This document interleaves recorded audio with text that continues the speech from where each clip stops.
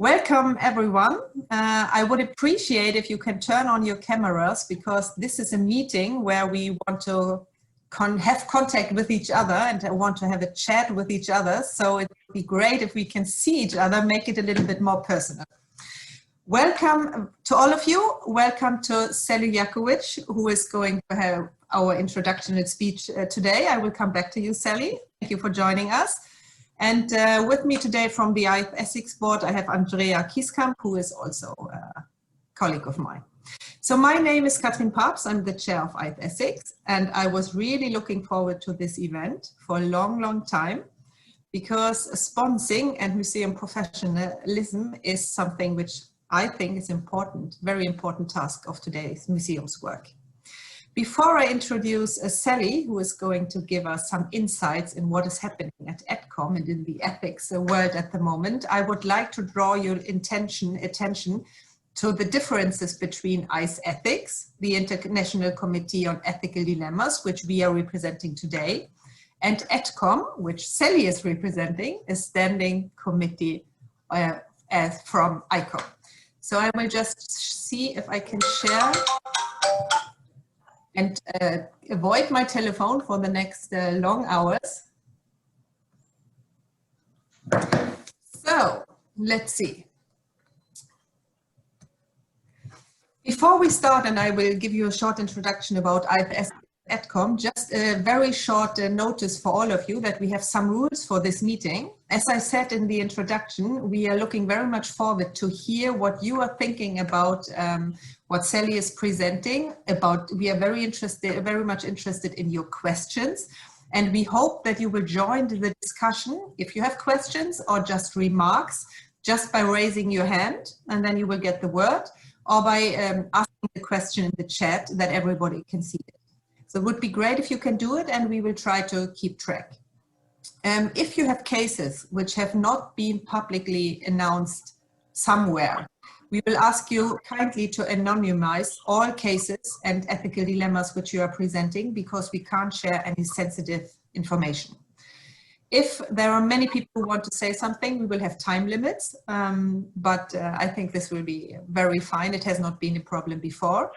And please note that this first part, while I am talking and while Sally is talking and giving her speech, we will have a recording, which we also will share on the internet afterwards. But the discussions with you after Sally's talk will not be recorded. We will turn it off, and that will be more confidential just between us.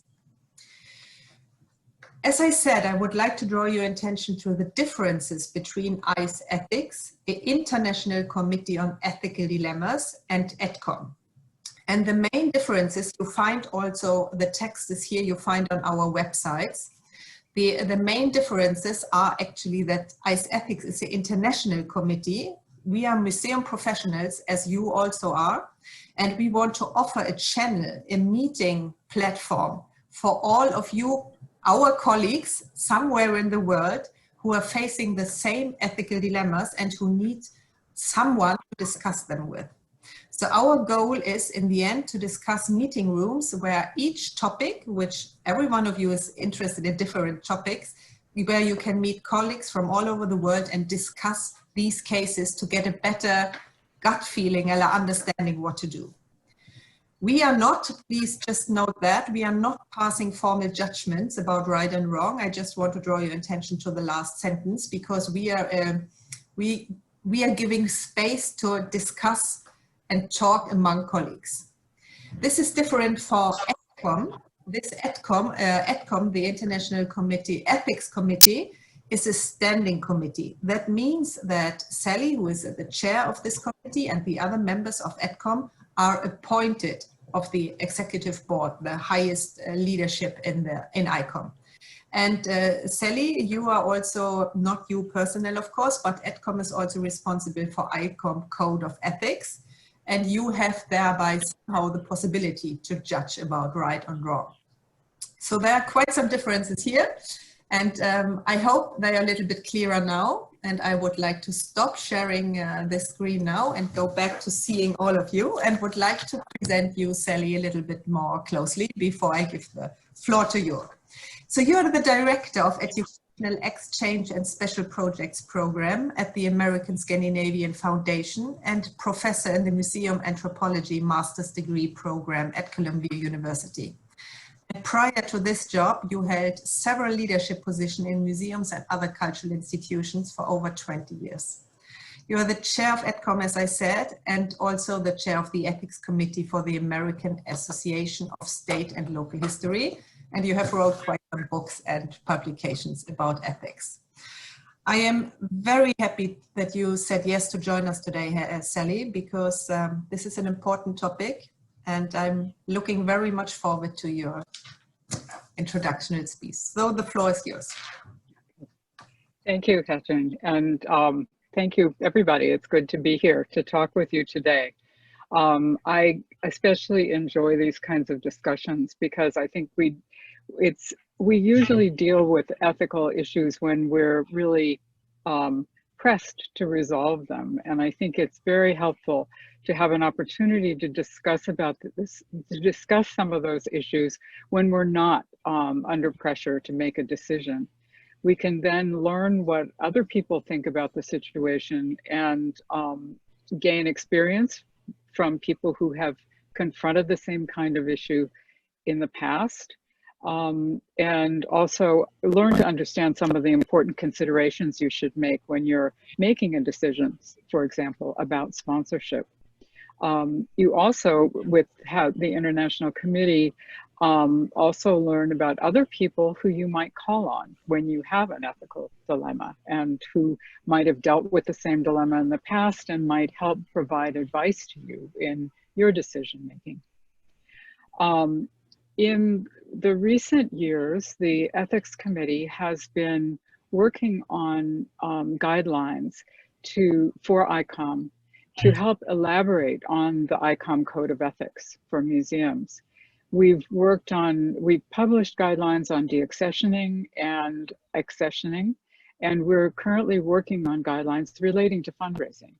So we heard a number of years ago from the membership of ICOM that while the Code of Ethics provides very general ethical principles and guidance, that additional guidance was needed in these areas. So I hope that these guidelines, which we hope will be published later this year, will be generally helpful to people confronting issues related to sponsorship and fundraising. Having said that, every ethical dilemma is different, and especially with sponsorship, there are often no easy answers. So the guidelines will expand on the guidance in the Code of Ethics and will, I hope, provide some general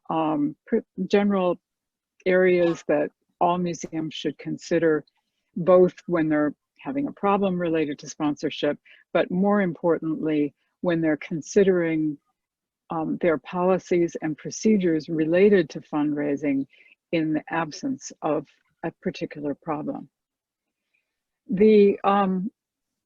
One of the, I think, more key things that a museum can do is to have a fundraising policy.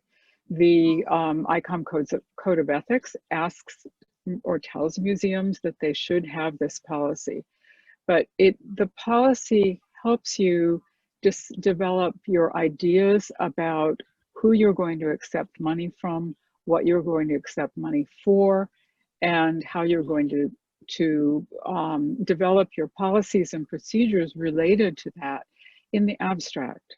So it asks you to think about things like, what are your museum's goals in raising money? I mean, some museums, for example, some of the museums that I've worked with in the United States have to raise almost their whole operating budget every year for fundraising. So by fundraising. So in that case, a museum's fundraising policy would say that we raise money for everything. We don't restrict it to just special activities. But other museums might decide that they wanted to use money raised from outside sources only for special projects, only for exhibitions, perhaps for renovations or educational activities. This is something that again, should be spelled out in a fundraising policy. The policy might also address what kinds of sources a museum might accept funding from. Would a museum accept funding from individuals, from businesses, from corporations, from governmental organizations, from foundations? Again, those are good questions to be able to answer in the abstract. And good things and important things to think about. The policy should be developed and with and approved by the museum's governing body. But the discussions relating to the policy should be transparent. They should be, everyone who's interested should be involved or at least aware of the discussions concerning the fundraising policy. And once it's established, all the staff should know about it. It should outline the principles and procedures that the museum is going to follow in accepting financial support, and define who's going to be involved in accepting that support. A museum could decide that for small donations, the director or the senior staff can make a decision to accept the support, but a museum might want to involve the board in decisions about accepting larger donations, or they might involve the board in making decisions about donations that might appear to be somewhat problematic.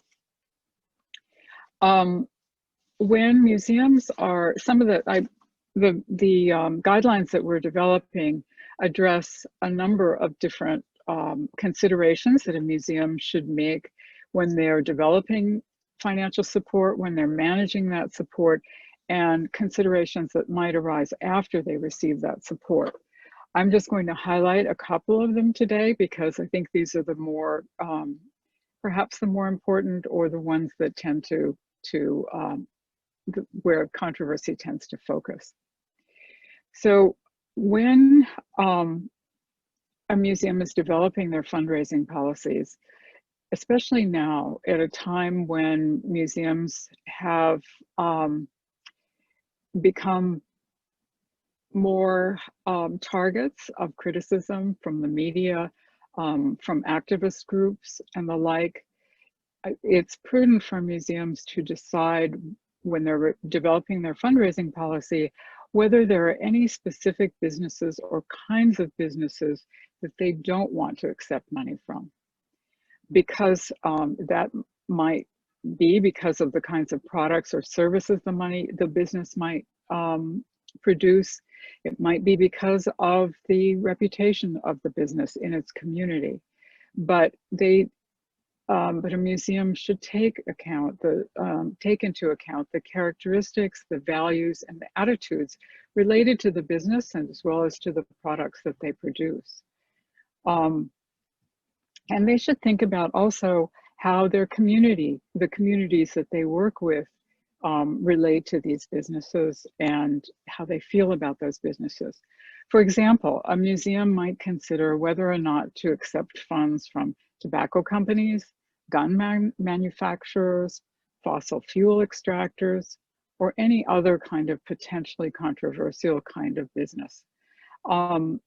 This is especially relevant when a museum's mission is focused on an area that might relate to those businesses or might be in conflict with those businesses. For example, a children's museum might decide that they don't want to take funds from tobacco companies or alcohol producers, or a museum that is involved with sustainability, environmental sustainability, and has a mission that focuses very much upon that, might feel awkward or might want to decide in their policy itself that they don't want to take funds from fossil fuel extractors or other businesses that have a negative impact on the environment. So these decisions are when they're made, are made very much with both the mission of the museum in mind, as well as the business, what the business or individual does. So financial support also often comes with expectations on the part of the donor regarding the involvement of the donor in activities in the museum. And it's important that a museum's fundraising policy, which can and probably should be shared with its donors, that the policy makes clear that in order to maintain the public's trust, museums should retain control of the content and integrity of all its programs without undue influence from donors.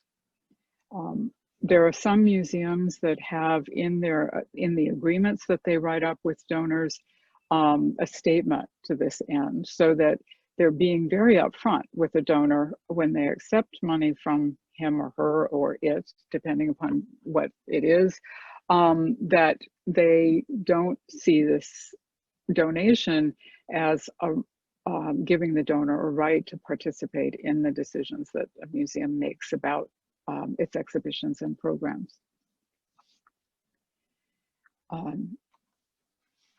So then also, I mean, one of the things that I learned after a number of years of doing workshops about fundraising is that one of the things that we often forget about is that we forget to either say thank you to the donor or to keep donors up to date on how we have used their funds. So it's important that museums should obviously steward the funds that they receive responsibly, but also thank their donors, provide timely reports to the donors on the use of their funds, so that you have an ongoing good relationship with the sponsors that you hope might be sponsors more than one time. Finally, sometimes when museums receive money from outside sources, something happens after they receive the money, and there is the business or the individual who has donated support to the museum, something happens with that person, their reputation is called into question, or their credibility is called into question, and the museum is in a position of having accepted money from this person or business. So the museum has to essentially have a discussion at that point about what they're going to do. Again, this is something that should be at least addressed in a peripheral way or in a very general way in a museum's fundraising policy. But if a museum determines that its reputation is endangered by the situation, by a donor who's just been indicted or arrested for something, or a company that has been proven to produce products that are dangerous or damaging, and there's been a public outcry against that company or business, then the museum should consider making some kind of a public statement explaining its position. And perhaps in extreme situations, a museum might want to return the financial support. This is something that, again, needs to be vetted in each situation. There's no easy answer to this kind of situation. I've worked with universities in the past who have named buildings after donors and then found that their donor is facing a jail sentence. At that point, sometimes the name of the donor is removed from the building. Sometimes it's not. It's a decision that needs to be made in the very specific situation. But it's a situation that we should all be prepared for when we accept donations from outside sources or sources outside the museum. It's important in these situations that there is really clear and open communication with everyone about the situation, with the staff of the museum, with volunteers, with leadership, with the governing bodies, and also with the museum's communities. It's essential that people understand why the museum is making the decisions that it is, and why they've made the decision that they've made. We often forget, I think, in that it's very important for the museum staff to have an understanding of how the museum raises money, why the museum raises money, and how the museum makes decisions about who to accept money from. The staff are part of the whole process, and it's enormously helpful for them to understand why a decision is being made, and to, in a sense, have the language to be able to talk about it. Because if a decision to accept funds from an individual or a corporation ends up being controversial, it's often staff members who have to talk about this situation, as well as the leadership of the museum. So it's, I think, transparency in developing guidelines about fundraising in all situations is essential. So those are just some really basic points about sponsorship. If I'm open to questions about any of this information. Thank you very much for this introduction, Sally. I'm looking very much forward to this paper, to this document, which until now is just a paper draft, if I understand you correctly. When do you think we are going, do you think you're going to publish it? You said later on this year, but what does it mean? Are we talking October, November, December? What are we talking about? It's always hard to tell with these things because they have to go through so many review processes. We are at the point of sending it to an English-speaking attorney so that we make sure that the language is correct and that that it's something that will be easily translatable. I would hope that the English, but then it also needs to be reviewed by the executive board and the secretariat. So the process could take until the end of the year. Thank you very much. But we'll make sure that the ethics committee will make sure that ICOM announces that the guidelines are available so that everyone will know.